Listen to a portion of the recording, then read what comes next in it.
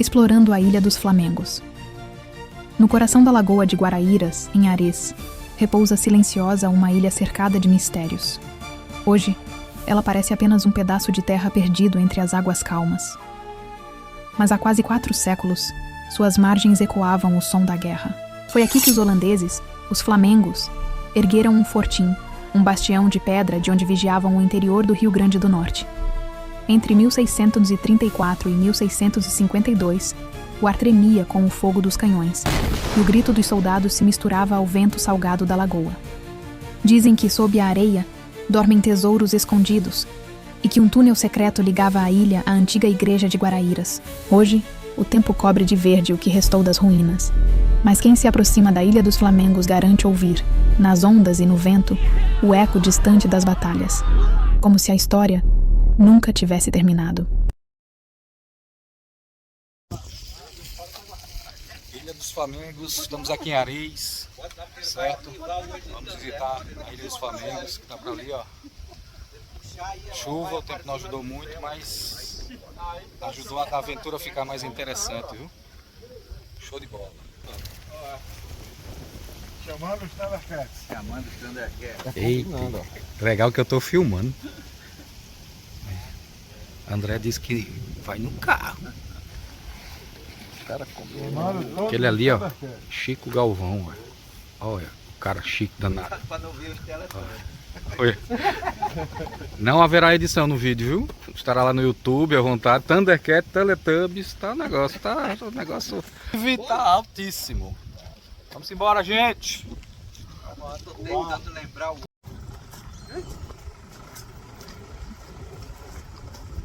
Mestre Levi, seu Land Rover, vindo ali atrás, com o pessoal que não quis sujar o sapatinho, né? A esposa comprou calça, bota. O suspensório até entendo, mas o resto, isso mesmo. Olha o Tiagão aí, produzindo conteúdo. Raiz aérea. Rapaz, o cara tá aqui com o professor, tá vendo? Eles chamam mangue sapateiro, que o pessoal ficava sapateando. Estão ouvindo aí, ó? Mangue de raiz, mangue vermelho. Esse grupo não é pouca coisa não, meu amigo. Tem um Galvão aqui no meio.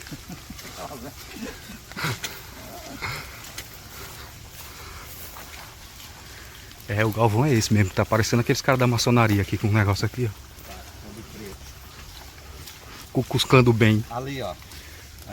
Aí é o que, professor As Chico? raízes aéreas, dá pra ver ali, né? Do mangue e outras raízes que o manguezal eles fazem para respirar, né? Desse lado aqui dá pra ver melhor, né? Esse é chamado mangue sapateiro, que o pessoal fica sapateando em cima das raízes, né? Mangue de raiz também, ou mangue vermelho. Né? Ó, e Risofromangue. aqui dentro tem umas colunazinhas que sobem. Como é que chama aquilo? Que parece um de barro, forte. Sim. Na beira d'água tem mais. Tem bastante. Olha a minha faca para derrubar. Eu pedi sua foice, cara. Ó, pessoal, estamos aqui com o mestre Levi, certo? A gente tava esperando que a maré tivesse toda seca, mas com essa chuva, né? Então a gente vai atravessar, ó, com a aguinha na canela, né, Levi? Ó. Parece ser um pouco mais profundo, gente, mas tá tranquilo aqui, ó. Aventura completa. E na presença desse mestre aqui, melhor ainda, viu? Valeu!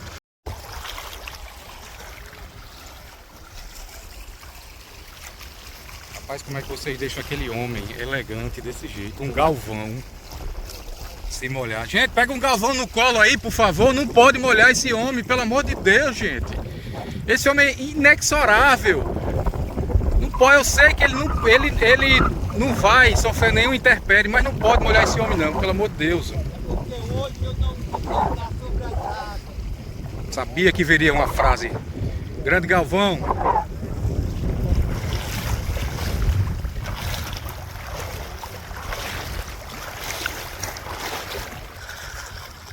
Eita, tá do jeito que a gente gosta, viu, pessoal? Do jeito que a gente gosta.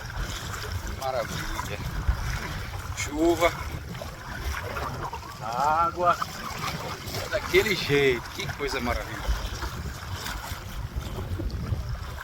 E é muito bacana a gente estar num lugar histórico. Não sei se o áudio tá bom para vocês aí. Mas esse lugar aqui é histórico. E eu vou pedir para Levi e Chico contar um pouco da história para vocês. Calma, Kerson, calma.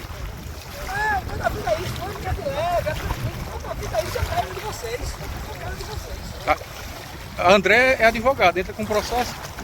É o jeito. É o jeito. Vamos lá, vamos passar para serviço, viu? Tratar dos seus serviços. Então da vida é isso, vamos com o negócio tranquilo, de leve, é calmo. Olha a arrumação. Ele disse que ia falar com a esposa dele para entrar com um processo contra a Vossa Senhoria, viu?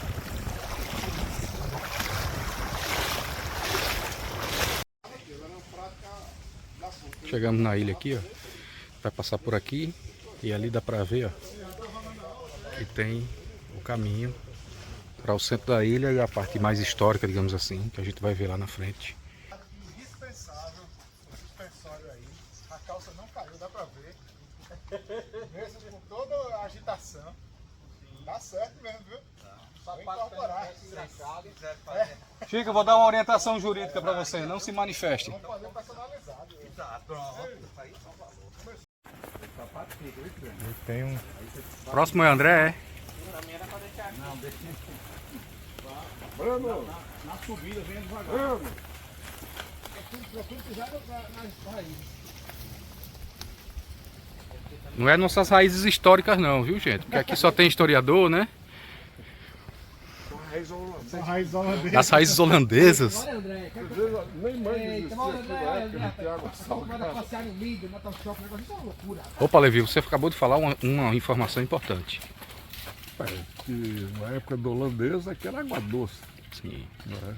Lá na frente a gente vai Só explicar a por quê, partir né? de 1924 é que rompeu o canal e salvou toda essa área, toda a água da lagoa. Sim, maravilha, olha aí, informação. Por isso que eles escolheram essa Por isso que ilha, né? Por isso que não tinha mangue aqui. E aí? Tem a vegetação, essa é daí de cima da ilha, que é a vegetação natural do nosso tabuleiro. Né? Sim. Olha aí, gente, tá vendo aí? Informação privilegiada, viu? Pouca gente aborda isso aí. Vai pra cá.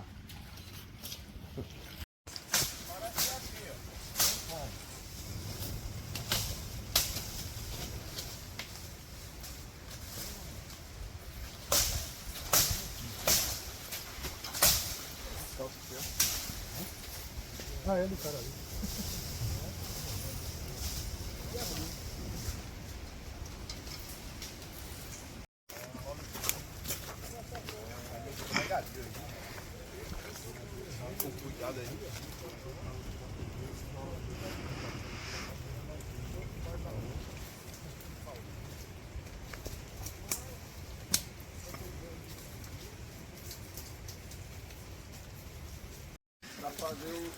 Deixa eles aqui para virar o senhor das bolsas.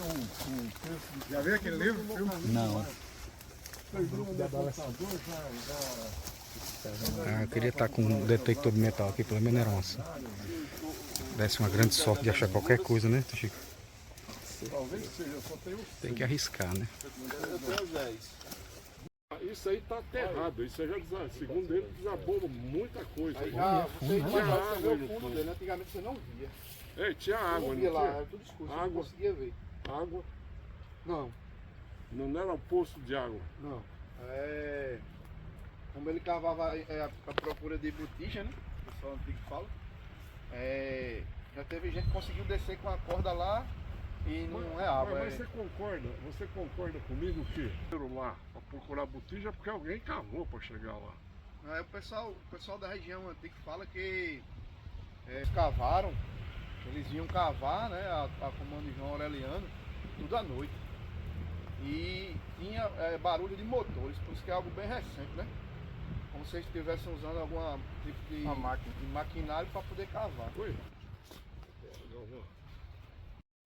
Pessoal, eu vou mostrar para vocês duas autoridades, dois camaradas que eu sou fã. E nessa aventura aqui a gente tem o privilégio de ter o conhecimento no alto nível. Levi Pereira e Francisco Galvão. Queria que vocês comentassem um pouco sobre essa nossa aventura, né? Aproveitar que a gente está aí próximo a esse buraco e explicasse aí para quem vai assistir o vídeo o que é isso. Esse buraco, bom, essa ilha aqui era um reduto neerlandês. Então todos os colonos neerlandeses que residiam na região, quando eram atacados pelos portugueses, eles se refugiavam aqui. Isso aqui era um ponto fortificado, tinha uma plataforma com 2 canhões. Bom, esses canhões, um está hoje ali na Praça de Ares e o outro não se sabe bem o destino. Eles não entendem. Corta aí, vai. Vai, pode continuar que eu corto depois. Vocês falam aqui, então... Pode continuar que eu Atenção, 6º ano. 5º ano. Essa é aquele corte que a gente bota em preto e branco, assim, ó. Diz os culpados. Bem, então isso aqui era um ponto fortificado, era um refúgio para colonos neerlandeses, holandeses, como se diz no vulgo, né? Bom, essa área toda aqui, há mapas que mostram onde residiam, e inclusive tem os nomes de alguns colonos em currais e casas aqui por hora. O que eles faziam aqui? Plantação. Essa área aqui era uma parte do celeiro de alimentos que eram produzidos por aqui e remetidos para o Recife. Então fica uma questão interessante, né, Levi? Porque a gente está vendo aqui que é a área de mangue. Aí alguém pode fazer a pergunta assim, como era celeiro? Como é que você conseguia cultivar algumas plantas que não seriam adaptadas para essa parte mais... Como se diz assim, o ambiente era muito diferente desse de hoje. Isso aqui era uma lagoa de água doce, com um desastre em 1924, num canal de deságue, criou aquela entrada do mar aqui encostada à cidade de Tibau. Então foi um desastre que fez com que a água salgada invadisse essa área, matasse tudo que não consegue conviver com água salgada. Isso há 101 anos atrás.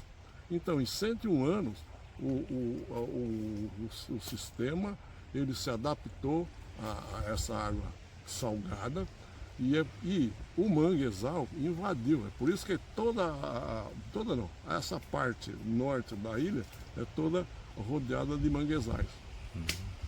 No ponto onde o vento bate, quase o mangue não conseguiu conviver com o vento das pedras da volta. Mas como isso era com água doce, e no período da seca a lagoa baixava bastante e surgiu uma várzea fertilíssima. Todo o material orgânico que descia rio abaixo fertilizado, tipo o Nilo. Sim, Nilo faz. entendi. Então aqui se produzia mandioca, milho.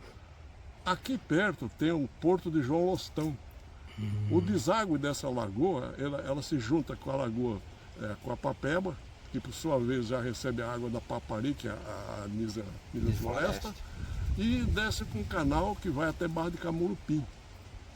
Esse canal tem uns 6 quilômetros de longo e já era, digamos assim, empurrado pelas dunas de Malembá. Então, assim, Levi, essa explicação foi importante porque quem chegar aqui não vai entender o interesse dos holandeses por essa região. Aí eles chegaram aqui quando, Levi? E essas batalhas que teve aqui? Desde o início. 1634 eles já estavam controlando Natal, né? Isso. E eles vêm de lá para cá, eles controlam essa parte de Natal para cá, até chegar em Cunhaú. Cunhaú é o último reduto para dizer, ei, tomamos conta do Rio Grande do Norte. Que é quando fecha a capitania, é quando eles tomam o Fortim da Barra, lá em Barra de Cunhaú. Isso. Aí ali diz, pronto, porque era a entrada exatamente de Cunhaú, que foi o último reduto português dos holandeses. Que era o limite do Rio Grande do Norte da época. Era fortificado. Inclusive, há relato do soldado chamado Peter Hansen, que veio para cá em 45, logo ele veio para o julgamento do Joris Garstman e ficou por aqui até retornar para a Holanda. E ele mostra, ele andava muito nessa região, inclusive ele mostra que houve batalha forte lá no próprio engenho Cunhaú, e houve uma grande em 45, em que os portugueses vieram castigar os massacres, e veio o Camarão. É a única batalha que se sabe que o Camarão teve aqui muito forte. O Camarão teve aqui na ilha? Desta não, ele teve na ilha do Maranhão. Isso, a gente não tem documentação para afirmar, mas assim, como ele andava por aqui, possivelmente ele passou aqui, esteve envolvido em algumas batalhas que ocorreram aqui. Eu vou pegar o gancho do Chico justamente nesse. Foi lá. Houveram quantas batalhas aqui mais conhecidas, Levi? Pode ter havido mais, né? Mas teve 3, né? 3. A gente conhece isso aí pelo último livro dele, que é de um pernambucano, escreveu esse livro, e eu esqueço o nome desse livro. E ele é que cita esse período pós, digamos assim, a insurreição pernambucana, a Guerra de Libertação Divina, que começou em 45. Então, de 45 para cá, esse é o livro de história que tem os fatos ocorridos lá na região, é esse desse pernambucano, que me foge o nome. Então, a última batalha foi vencida por quem? Contra eles aqui, que foi a... Aqui uma batalha forte aqui, foi o Henrique Dias. O Henrique Dias fez a batalha mais forte nesse ponto. O Henrique Dias, ele atacou essa ilha aqui e, típico, infelizmente, da desgraça da guerra, ele matou todo mundo aqui, mulheres, crianças, que tal. Dias que só escapou alguns holandeses, uma meia dúzia, que fugiram num barco da ponta da ilha.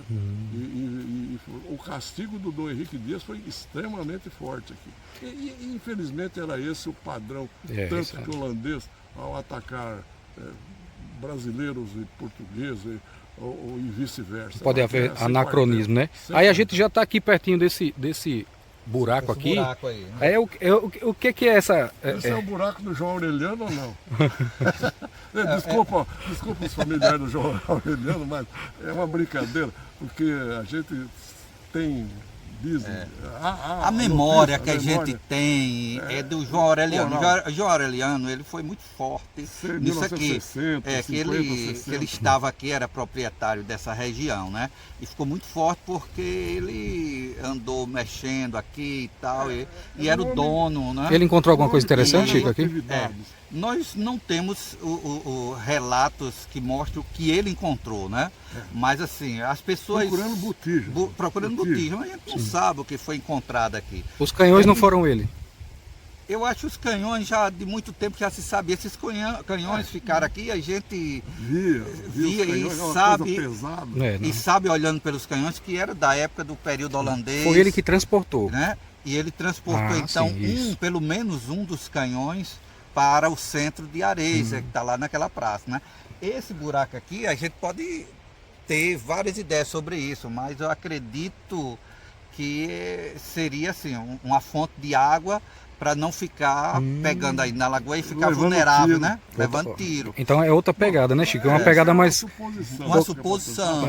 Porque a gente não tem documentos, nenhum documento que descreve esse buraco aí. É porque a gente já tem uma tradição nordestina dessa questão da botija, né? Então geralmente essa é a primeira abordagem, mas essa abordagem do professor Francisco é interessante também, né? Nós temos um testemunho, fato de que era uma castada de botija, um canhão. Sim. Como é que está a culatra do canhão? Você viu? Assim, eu tenho pouca informação sobre isso, né? Não, mas você vê, você bota a mão nela. Exatamente, né? É como se alguém tivesse arrebentado para ver se tinha alguma coisa dentro do canhão. O canhão estava entupido, sabe, sei lá com o quê, e o pessoal achava que no fundo onde ficava a pólvora do canhão, lá tivesse uma fortuna escondida. Aí de marreta quebraram que a gente chama culatra do canhão, o fundo do canhão. Agora, para colocar na praça, eles reconstruíram com cimento. Mas você vê perfeitamente o que é cimento, o que é ferro, e onde é que foi quebrado. E esse cruzeiro? Então, é um testemunho de busca de botija. Exatamente. O cruzeiro está ali. Tá? Ali. Eu acho que dá para ver daqui. Esse cruzeiro, a gente percebe que ele foi feito de concreto. Ele tem o aço por dentro, que é uma construção do século XX e acredito até que pós Segunda Guerra Mundial. A gente não tem nada indicando isso, né? Eu tenho informação exatamente do dia que foi. Infelizmente, eu estou sem essa referência, perdeu-se no meu computador, não sei se é numa ata diária, mas o Cascudo escreveu que esteve aqui em Ares junto com o padre daqui e vieram aqui, chantaram esse cruzeiro, fizeram esse monumento comemorativo, digamos assim, o acontecido, a triste Um marco história. histórico, né? Isso. E também homenageando... Registro, falta a gente descobrir. Sim, a gente só não sabe se tinha outro cruzeiro anterior a esse. De né? madeira. De madeira, né? Mas tem esse Pode aí que ser. foi muito bem feito na época, mas ele é em concreto. Pronto, Isso. Nós não sabemos se o original era em madeira e depois a manutenção de 1950 para cá, são 70 anos já. Se não Toda colocar essa área aqui, e Cascudo teve uma grande influência, mas ela teve um marco histórico interessante, foi em 1945, com o primeiro congresso eucarístico em Canguaretama, que inclusive trouxe os intelectuais de Natal e a Academia de Letras e o Instituto Histórico fizeram sessão solene em Canguaretama para comemorar os 300 anos do morticínio de Cunhaú. E isso despertou naquela época um bairrismo, né, no Rio Grande do Norte, e se fez muito dessas coisas aí, como construir esse cruzeiro, que eu acredito que seja da época também. Então eles aproveitaram esse congresso e aí esse congresso despertou, nas né? pessoas O resgate histórico, né? marcos, ou monumentos que rememorassem o morticínio e as coisas que estavam ligadas à ocupação holandesa. Bacana. Então, vamos nos despedindo aqui. Obrigado. Essas duas autoridades, eu sou suspeito em falar. O Galvão é da terra, esse aqui sabe bastante. Mas você também você já é da terra. Você é um paulista como eu, mas é da terra. Já recebeu. Então, obrigado aí, viu, gente? Que bom a gente estar aqui e até a próxima aventura. Provavelmente era um prato. Vem o fundo, eu pensei que tivesse alguma marca, mas não tem. Mas tá aqui, ele tem a mesma decoração do fundo, a decoração de dentro. Então assim, não se faz isso nas outras vasilhas, raramente, né? Mas o prato, ele é decorado por fora também, né? Ele pode ser decorado. E a gente vai deixar aqui, né, Chico? Aí vamos deixar aqui porque pertence ao lugar, a gente não pode levar. Isso pertence ao povo de Ares, vamos dizer assim, né? Pertence à Ilha do Flamengo, não pode ser levado, né? Essas cores dizem alguma coisa, os desenhos que dizem. Então, possivelmente, isso aqui pode ser produzido na China, né? Ou mesmo em Portugal. Como é que é o nome de porcelana em inglês? China. China, isso é verdade. Olha que porcelana é China. Então, Exatamente. vocês acham, por exemplo, só uma pergunta para que alguém possa ter. Essa porcelana, você acha que com quanto tempo ela tem aí? Ela coincide com os acontecimentos aqui ou não? Parece que é depois, né, Chico? Para a gente dizer isso com a certeza, eu preciso de um especialista. Mas a grosso modo? A grosso modo, a gente percebe aqui pelos traços, tá certo? Que não é uma cerâmica mais moderna, né? Ela já é bem antiga, tá certo? Nesse período, os holandeses já tinham ocupado o lugar dos portugueses no comércio lá na China e Japão. E traziam esses produtos para cá. Certo? Isso aqui é encontrado, essas mesmas cores, esse mesmo desenho, é encontrado também em Vila Flor. Certo? Mas Vila Flor portuguesa, né? É uma tradição portuguesa e um pouquinho depois. Sim. Mesmo porque Vila Flor foi um aldeamento de padre, o aldeamento que os carmelitas, né? Foi um aldeamento que forçou todas as tribos indígenas que viviam dispersas por aí, em São José do Mipibu, Areis, lá em Porto Alegre. E veio índio de todo lugar, né? Para morar em Vila Flor. Mas criaram vilas. Vilas são os sete aldeamentos, né? Um status jurídico forte, né? Exatamente.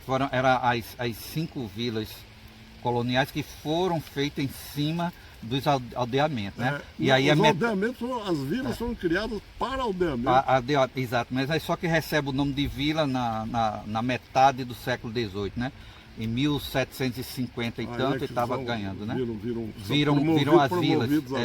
E aí, nessa época, também os índios começam a perder de vez seus poderes, né? Os brancos tomam conta. Mas isso é outra história. Seguimos. Como é teu nome, meu amigo? Meu nome é Tiago, mais conhecido aqui na região como Tiagão Cabroeira. Rapaz, né? tem muito Tiago aqui nesse grupo. Por que, hein, Tiago? Exato. Então a gente está aqui hoje acompanhando a turma aqui que veio numa expedição, numa aventura aqui na Ilha do Flamengo. E assim, a gente escutou muita parte técnica, registros, né? Por parte do professor.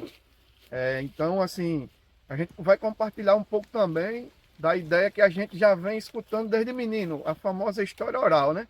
O que vem passando de geração em geração. Então, uma das histórias que a gente escuta desde menino, minha avó contava, que já outra pessoa contava para ela, né? Com relação a João Aureliano, né? E aí o famoso João Aureliano. As pessoas contam, né, que ele tinha visões de uma espécie de espírito ou uma espécie de alguma coisa, algum fenômeno que parecia para ele e que dava dicas de onde tinha alguma botija, alguma peça valiosa. Então, ele não entendia o que esse espírito, esse fantasma, esse fenômeno. Tiagão parece um pouco com a lenda da botija, que sempre ela é oferecida por alguém, né? Oferecida por alguém. Então, ele não entendia o que o fenômeno lá falava com ele. Então, ele trouxe uma espécie de intérprete que falava, se eu não me engano, alemão.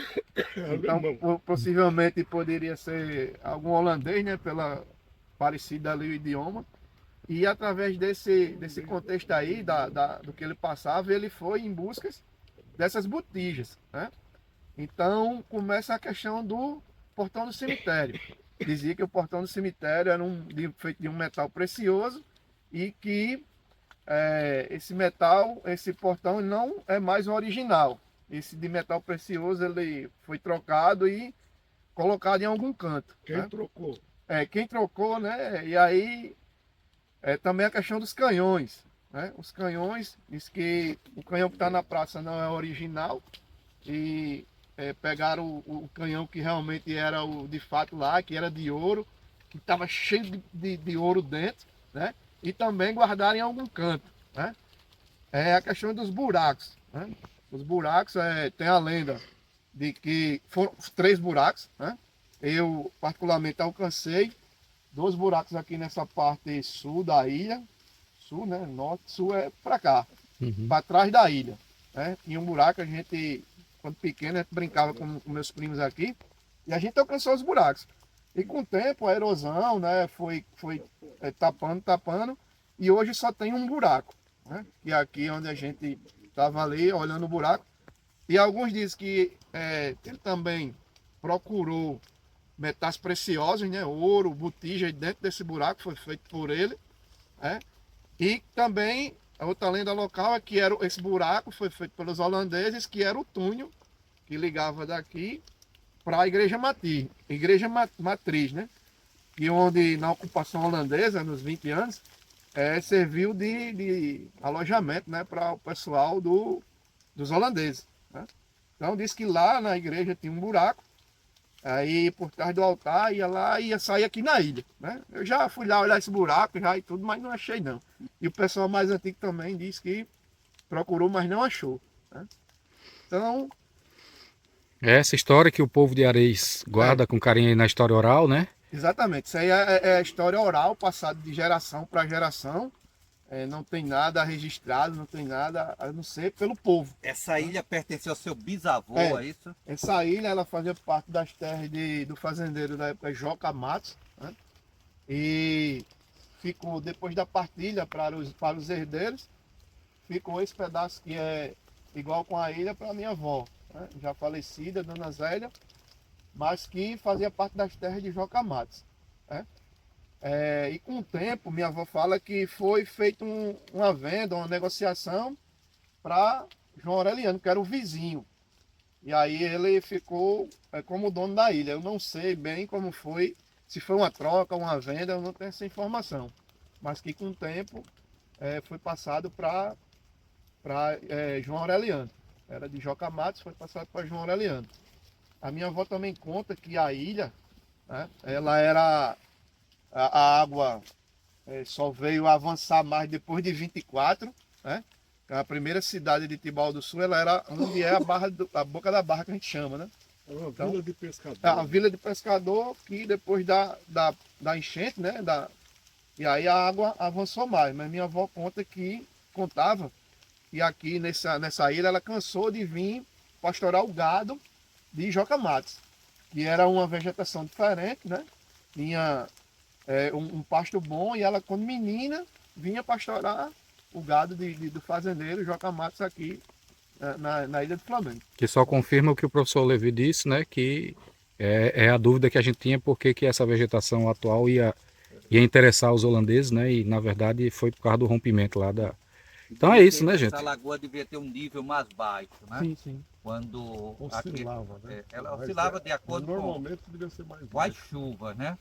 Mas aí quando foi invadido pelas águas do mar, o mar entrou aqui, além de salinizar, colocou ela num nível mais alto, né? Uhum. Deixa eu só para finalizar, tem histórias aqui, em virtude do acontecido, morreram muitas pessoas aqui, né? Sim. E tem alguma história que fala de alguma aparição, alguma... Rapaz, tem muitas lendas aqui, né? Locais aqui em Cercado Grande, Patané, esse trecho, comunidade Camusim, comunidade Quilombola e Areis. Então, essa margem aqui da lagoa tem vários... Mas mais especificamente da ilha tem um guerreiro citado, né, por parte dos índios, é o Jacumaúma, né? Ele é um dos primeiros indígenas citados, isso documentalmente, né? Que a aldeia dele é onde está os Inistivas. Exato, a aldeia de Irimuá, né? Urumuá. Irimuá, que era próxima a onde é a usina Estivas, né? E a outra aldeia também que tinha era Aranum. Essa está mapeada pelo Mar Grave. E outra aqui na areia. Na areia aqui. Sim. Aí, ali também era aldeia. É uma aldeia linda ali.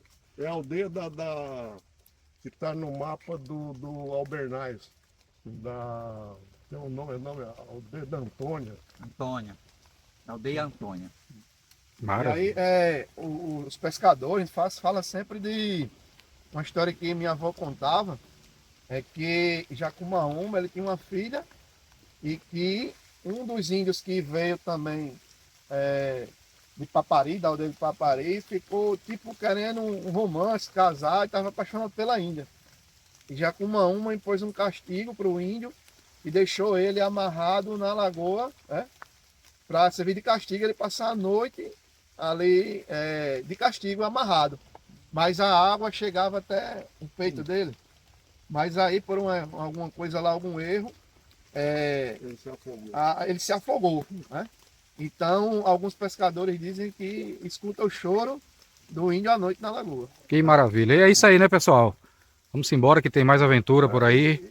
E também tem outra coisa aqui, né? Tem um porto onde o Galvão fala de outra banda da lagoa. E tem uma localidade lá que era um porto, e tinha um porto aqui no Patané, no Camusim, é o Porto do Camusim. O pessoal tinha um tráfego muito intenso de canoa por aqui, produzida para poder transitar entre essas aldeias que ele citou aqui, Araunum, Antônia, e Jacumaúma, Urumuá.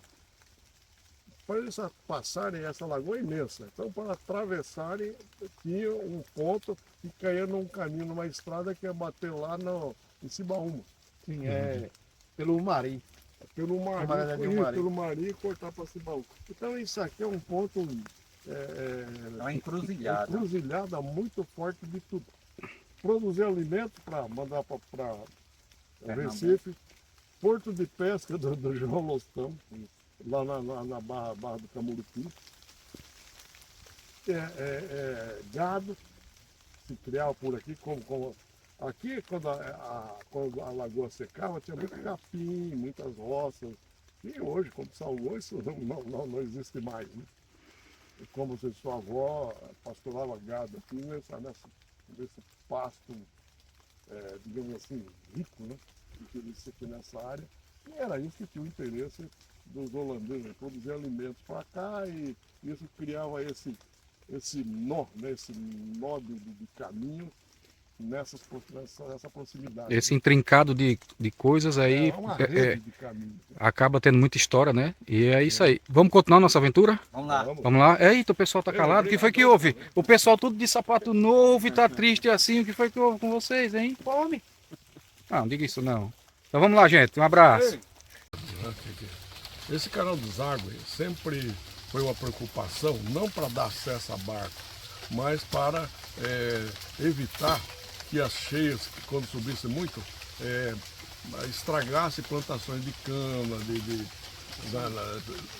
era esse o objetivo. Então, Quase uma válvula de alívio, assim, para controlar. Isso. Fizeram um sangradouro, vamos chamar assim, que era a notícia que a gente tem de 1890 é que a base dele ficava 1 metro acima do nível médio da lagoa.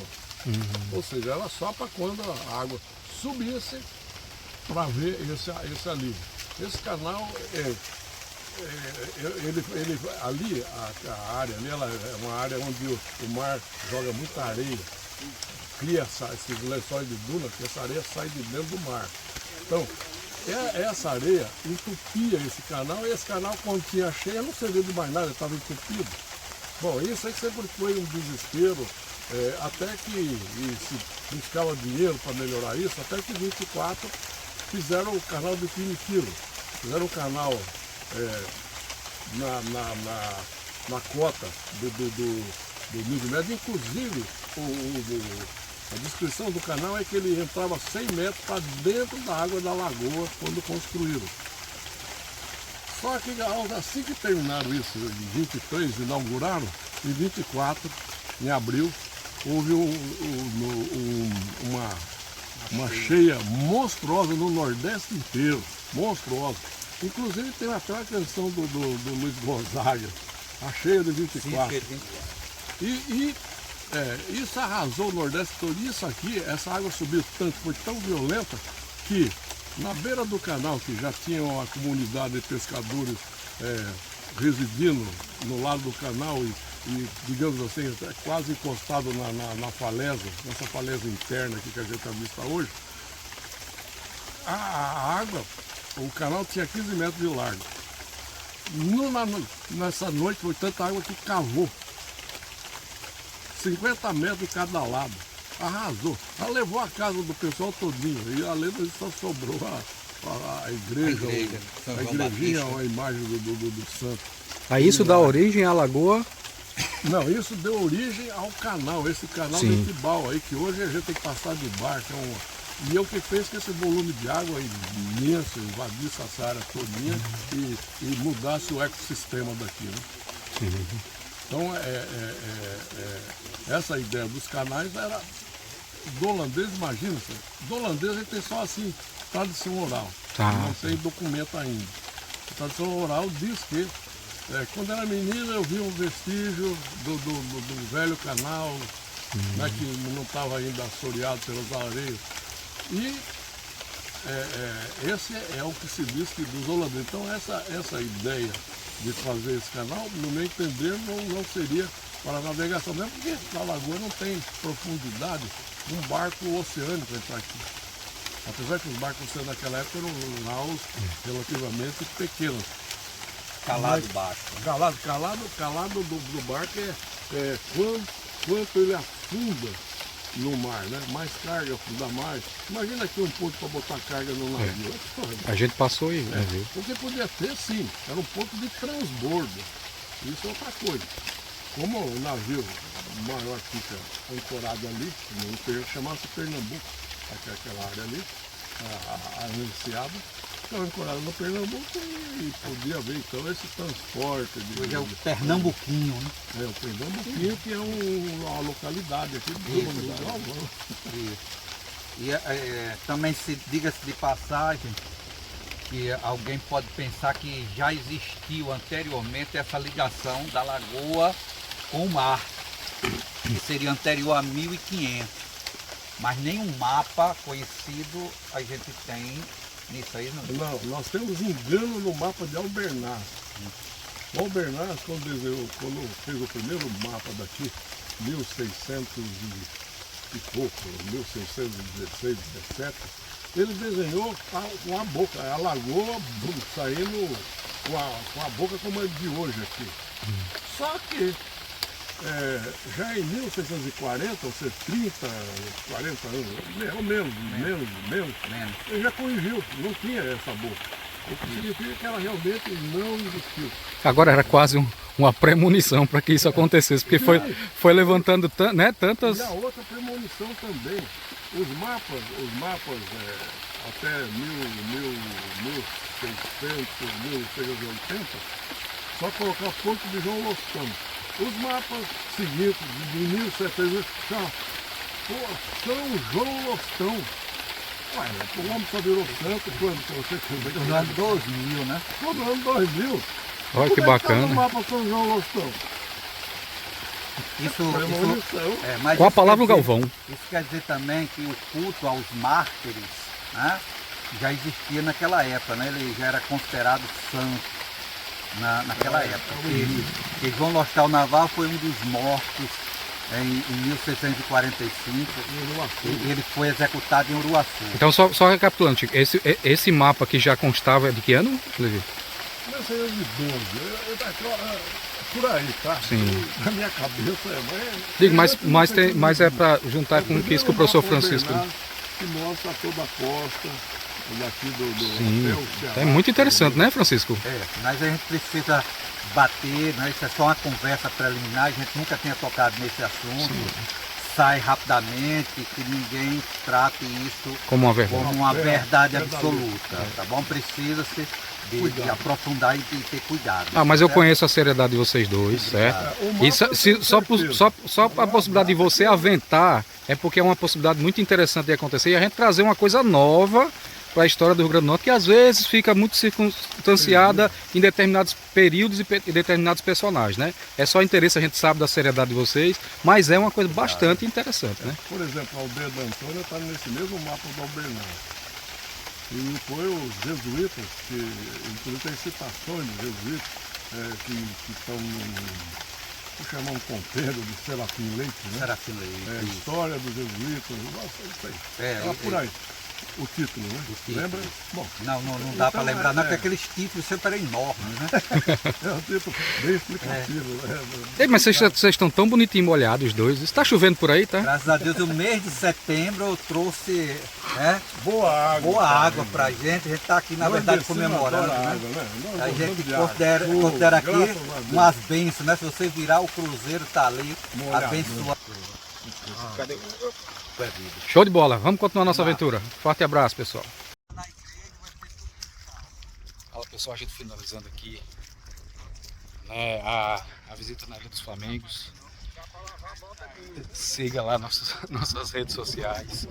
O vídeo completo vai estar no YouTube. Muito enriquecedor, muita história. Mestre Levi, Mestre Galvão, o pessoal aqui de Areias, Tiagão, vão contar histórias fantásticas para vocês. E muito satisfeito, muito feliz. Vídeo completo lá no YouTube, 2T Estúdio, certo? Curta, compartilhe, comenta, siga aí nossos canais para ajudar. Forte abraço. E talvez a gente continue aqui a aventura no museu lá em Areias, né?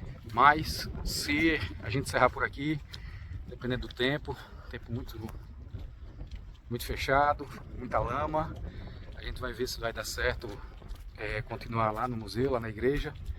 Mas se não der, forte abraço para todo mundo, beijo, estou muito feliz, todo mundo sabe que eu gosto muito disso aqui, né? Isso aqui é a minha terapia e a gente aqui com um grupo, com o professor Tiago, professor Kerson, professor André Pignatário, agora Levi Torres, Francisco Galvão, essa turma muito bacana, satisfeito, sigam, compartilhem, comentem, 2 Estúdios e valeu!